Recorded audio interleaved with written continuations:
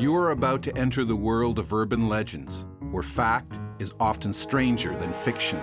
Sometimes it's hard to tell the difference between truth and urban legend. You are now entering the world of urban legends, where you'll see 3 stories. 2 of them are myths, but one story is true. Can you tell which is which? First up, a pair of streakers caught with their pants down and no ride home. Then, blinded by the light, a 60s acid trip goes horribly wrong when 3 young men stare into the sun. And escaping a deadly explosion, a hunting dog accidentally retrieves a lit stick of dynamite. Watch closely. Can you guess which of these is genuine? We'll let you know at the end of the show.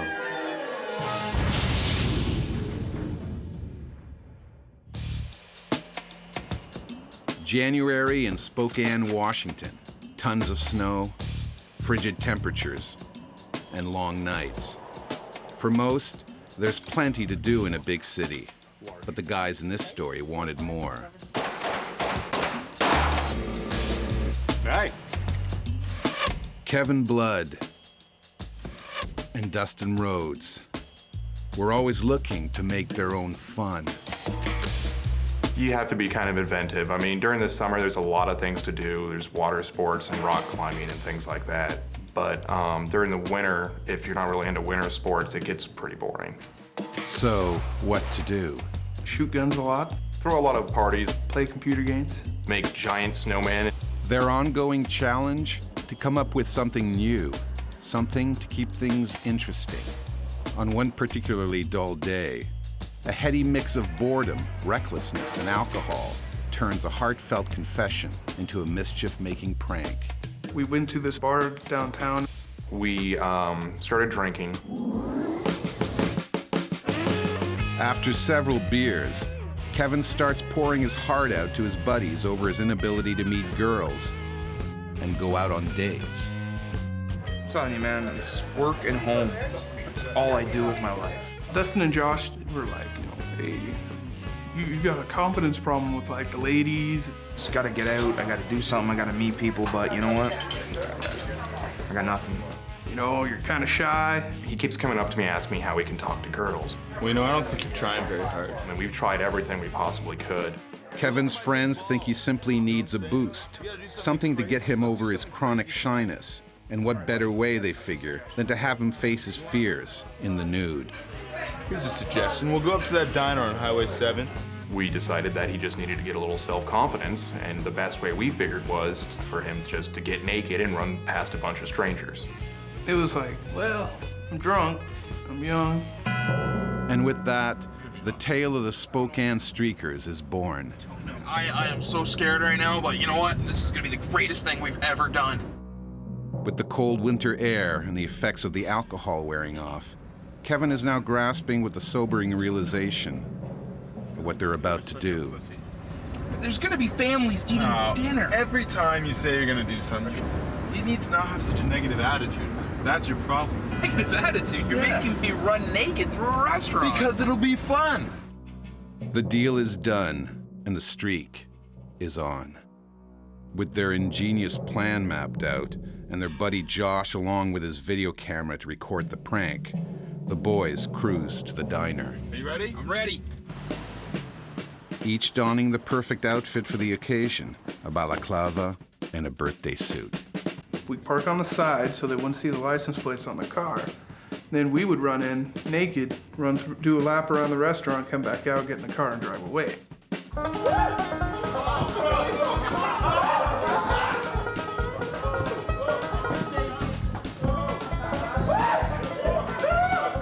Unfortunately for these guys, they aren't the only pranksters at the restaurant that night.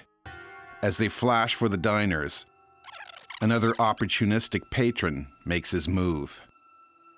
Now, you could say that running around in a restaurant naked is a pretty stupid idea. But even more questionable is leaving your getaway vehicle idling and unlocked out front. We ran out. Kevin just stops as soon as he sees the car start taking off. I start chasing it down.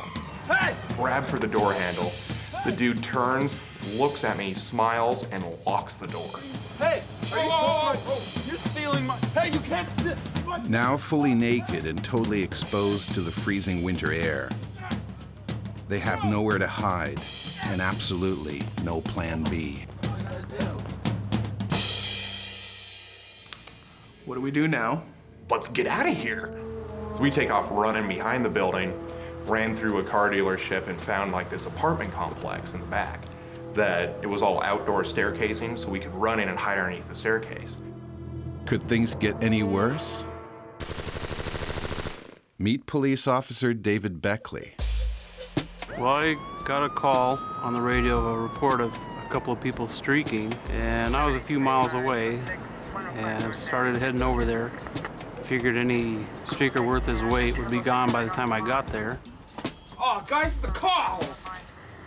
Let me guess, this isn't what it looks like. Our Spokane Streakers are rounded up, unmasked, and carted off by the police. Luckily for them, Officer Beckley takes pity on the boys. Threw them in the back of the car with the heat on and ended up just driving them home.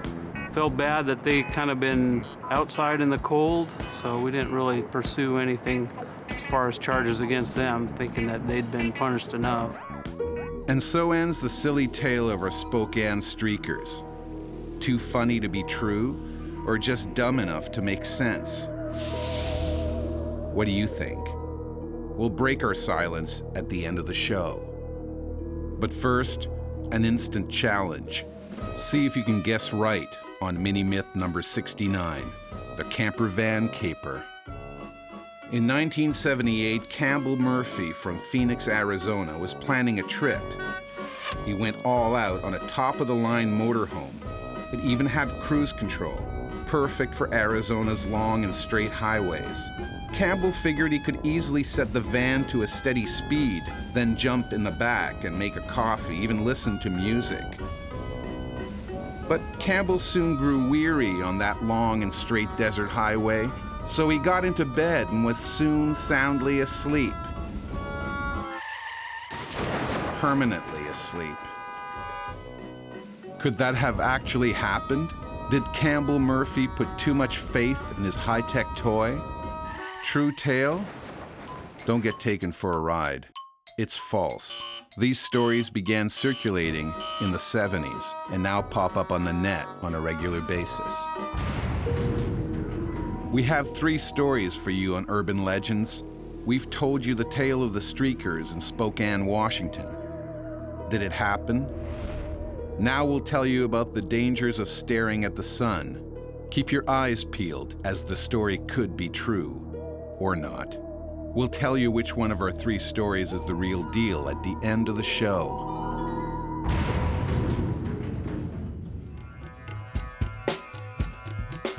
Come with us back to California, 1969, where free love and mind-expanding drugs were very much a part of campus life. For the students at the heart of this story, however, the summer of love turned into a nightmare when they ran into a hippie guru and his pocket full of psychedelics. Meet Len Pilar. There was me, and there was Harold, and there was Mike. We all dug the same music, and we all had the same values. We were all into the counterculture back then. It was the war, it was drugs, it was free love, it was music, it was a little bit of everything, but we were looking for a little guidance, perhaps. Len, Harold, and Mike find guidance in the form of underground guru Rudy Heisman. We met this gentleman named Heisman. He was a little older than us. We were like his disciples or something. I mean, he was almost a guru to us. He was very charismatic, and whatever he said, he struck a chord with us. Man. It is your fault. It isn't God's fault. You mind if I take some of your weed? No, go ahead. Yeah, He was into drugs. He got us hooked up with some pretty heavy powders and potions in those days. And he'd use all our drugs. Of course, we were paying for them. He was using them. You want to go back to my place? He actually used to hit on our girlfriends, if I remember. But he was a legend in the underground, and we were pretty impressed with him. So we followed him around and listened to his preachings. May 17th, 1969. Our young hippies follow Heisman to a remote woodland where he's promised them their greatest trip ever. This would be a whole new chemical high, different from anything they'd ever tried before. Liquid LSD. I mean, we'd done blotters, we'd done acid on paper, and that was okay, but this stuff was just, it was heavy, heavy. Heisman administers drop after drop after drop of liquid LSD to the boys, a massive dose miscalculation with potentially disastrous results. Dr. Brian Goldman gives us his perspective on the mind-altering drug LSD. The effect of LSD is to hit certain receptors in your body, serotonin receptors, which affect your ability to draw correct conclusions from ordinary stimuli. The other thing that LSD does is it can hit dopamine receptors, the pleasure receptors in the brain. So they can induce a tremendous sense of euphoria. So you might be induced to do things because you're in a state of exalted happiness or pleasure, and you're apt to agree with the suggestions that are put forth when you're in that mood because you're feeling so good. By now, they're such slaves to the drug and slaves to Heisman. It's bad timing. Their guru is about to plant an idea in their susceptible minds that would change their lives forever. The grass was green, the sky was blue. Heisman was making more sense than he ever made. You're going to see heaven here. He was our savior. He said he was our savior. He was our savior.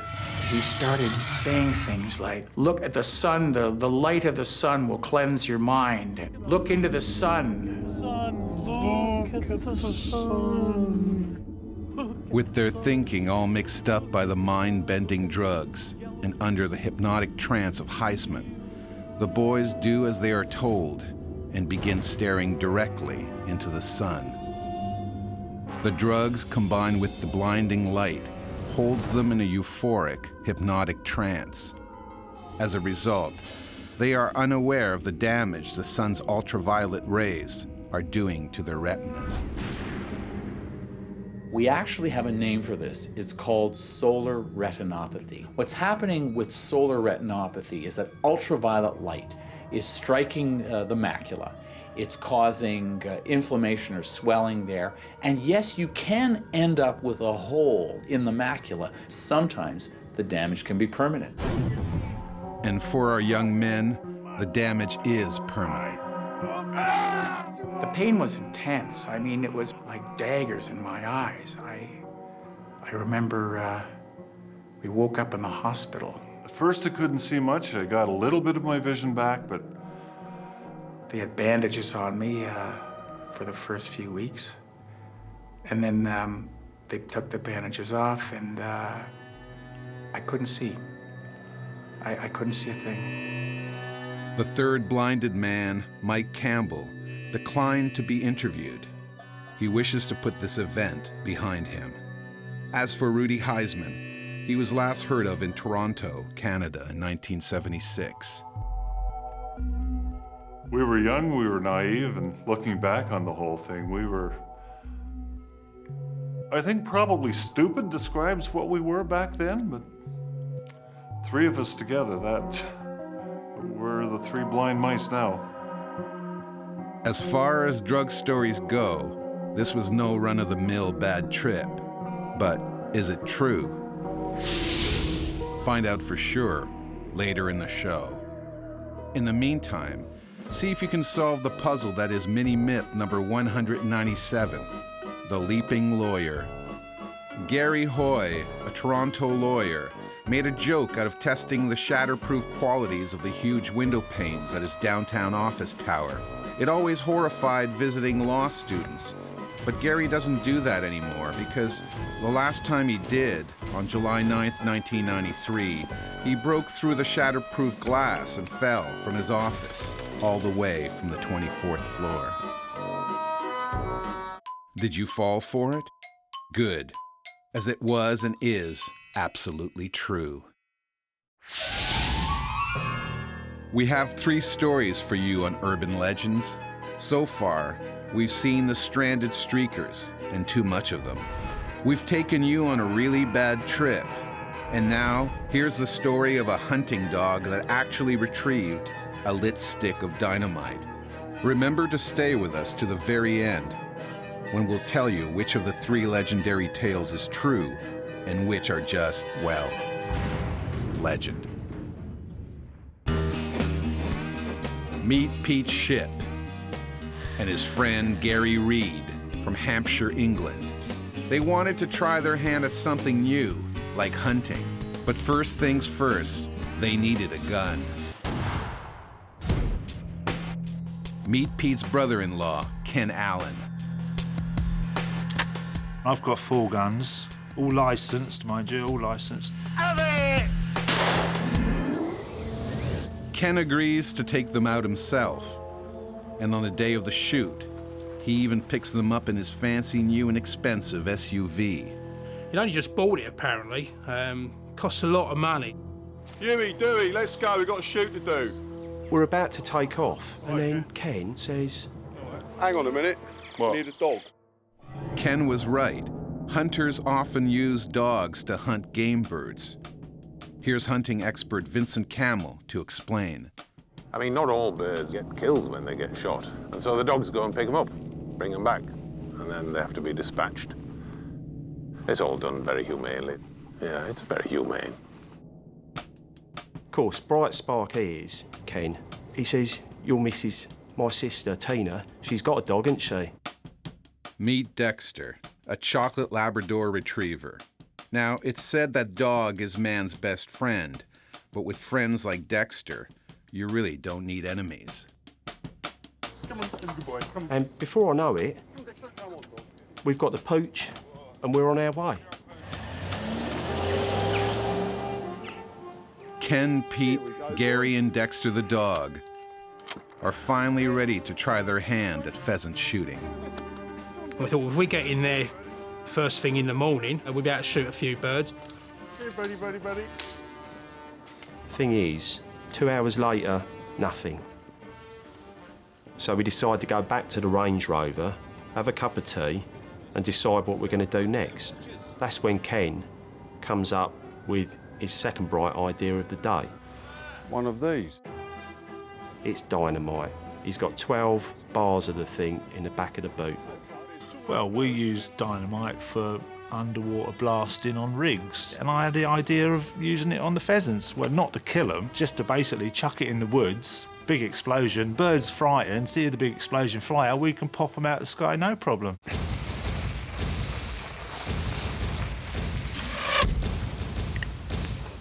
But I like the dynamite chucking in the woods, it's fantastic. I'm thinking, yeah, here we go.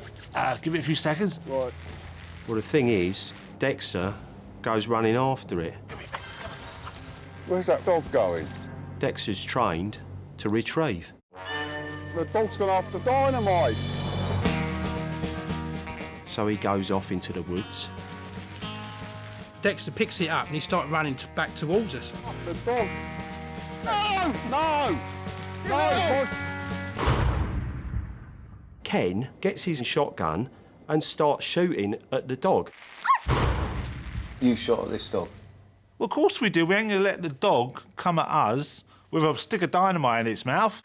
Of course, by now, the dog's upset and it runs for cover, the nearest cover it can find. Ken's Range Rover. He goes under the Range Rover and then it really is like slow motion.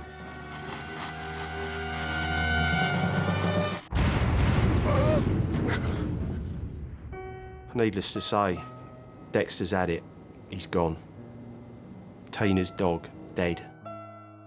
As far as I'm concerned, it was his idea. He's the one who came up with the idea. I went along with it, all right? But that don't mean it's my fault. To make matters worse, The explosion catches the attention of local police. Pete is fined $2,000 for disturbing the peace. Gary gets the same.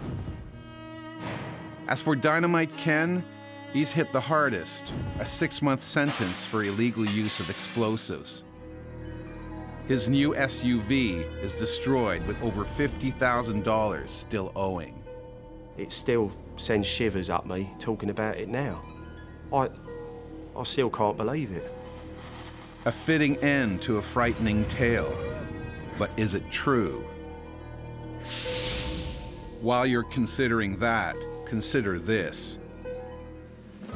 Mini myth number 211. The false teeth thief.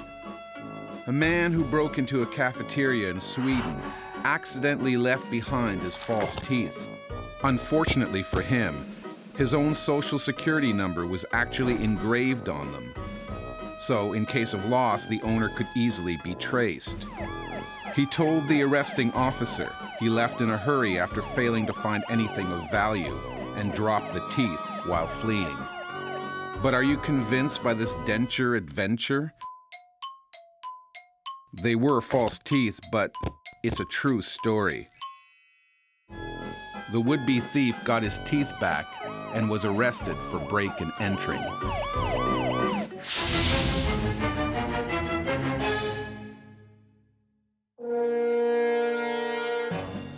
It's time to tell the truth. Let's begin with those acid-blind hippies. The story appeared in the Los Angeles Times in January 1968. It then spread all over the country, even making Time magazine. But even then, it wasn't true. LSD can't override the self-preservation instinct preventing someone to force their eyes to stay open long enough to burn out their retinas. But staring at the sun can cause permanent damage to the eye. It's most often reported when people think it's safest, during a solar eclipse. But make no mistake, staring at the sun can permanently damage your eyes, so don't try it. And then there were two, Dynamite Dog versus Clothes-Free Clowns. Which is true? Have you made your decision? If you said Dexter the dog's explosive ending was true, you're completely wrong. Our exploding gun dog story first saw print in a book called Joe Wilson and His Mates by Australian author Henry Lawson back in 1901. In the book, a pesky dog brings back a stick of dynamite. It was a work of fiction then, and it still is now. It's just not true. The Spokane Streakers story, on the other hand, is the naked truth. And to prove it, this is actual footage from the night in question, and it really did make them into local celebrities, for all the wrong reasons. How does that happen? I don't know. Learned my lesson on that one. I guess it was just a desperate attempt to be more confident. While the streak itself ended in embarrassment, the prank really did help cure Kevin's shyness. Everybody calls me Streaker. All my buddies do. So, you just call me Streaker. It's my name now.